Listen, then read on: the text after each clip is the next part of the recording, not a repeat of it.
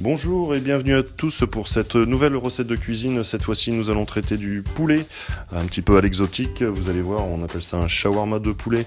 Et je vous souhaite au passage une très bonne année 2017, remplie de tout ce que vous désirez. Alors au niveau des ingrédients, évidemment, il nous faut du poulet.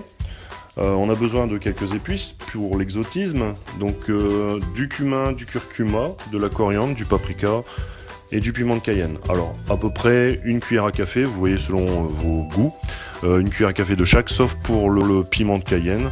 Là, une pincée suffira, ou vous pouvez le remplacer par du poivre comme vous le désirez.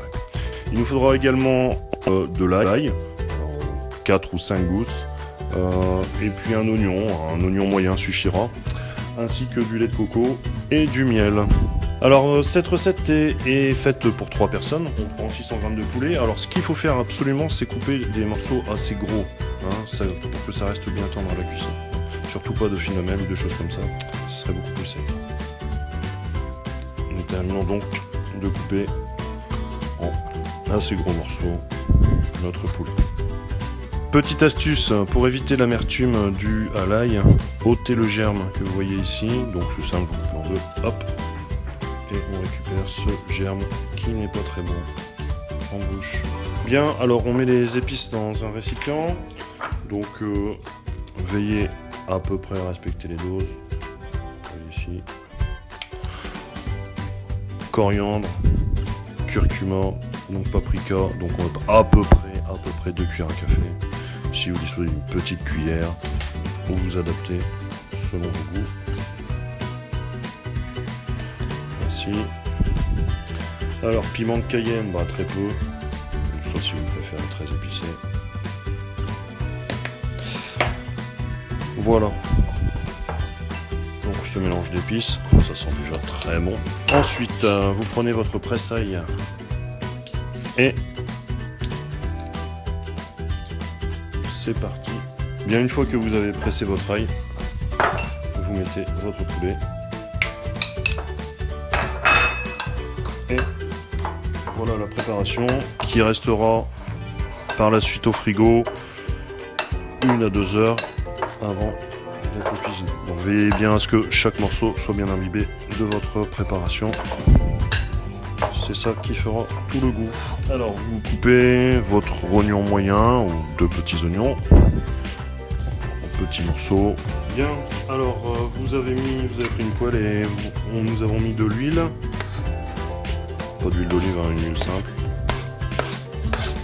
L'huile de tournesol convient très bien. Et puis ensuite vous allez laisser blondir l'oignon. Bien, une fois que l'oignon a légèrement coloré, petite coloration, vous pouvez mettre votre poulet. Alors le poulet, tout à l'heure je vous ai dit dans l'idéal, il macère 1-2 heures au frigo. Dans la réalité, si vous n'avez pas le temps, vous pouvez le mettre immédiatement. Voilà, donc une cuisson assez forte sur le début, pour bien dorer les morceaux. Et puis ensuite, une fois que les morceaux sont dorés, on baissera et on incorporera le lait de coco pour une cuisson beaucoup plus lente par la suite. Voilà, les morceaux étant saisis, de bonnes odeurs, donc vous mettez votre lait de coco.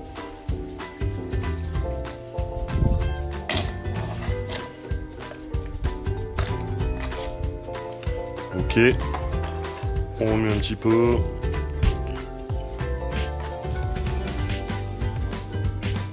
Bien sûr, c'est à ce moment-là que vous pouvez rectifier l'assaisonnement, donc avec du sel.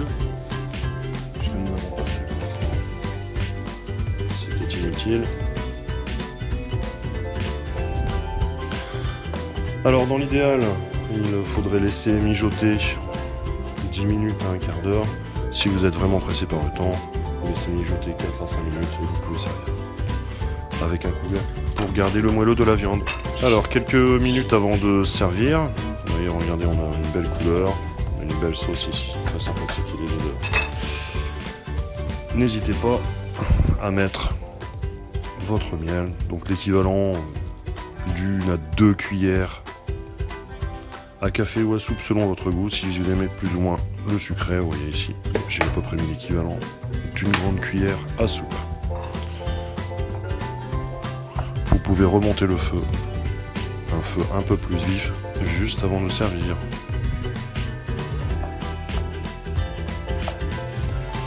Et simultanément ici, bon l'accompagnement faites ce que vous voulez, bon traditionnellement c'est plutôt un riz. Et ici pareil. Là vous pouvez utiliser du beurre si vous voulez. Et on va faire un petit riz pilaf.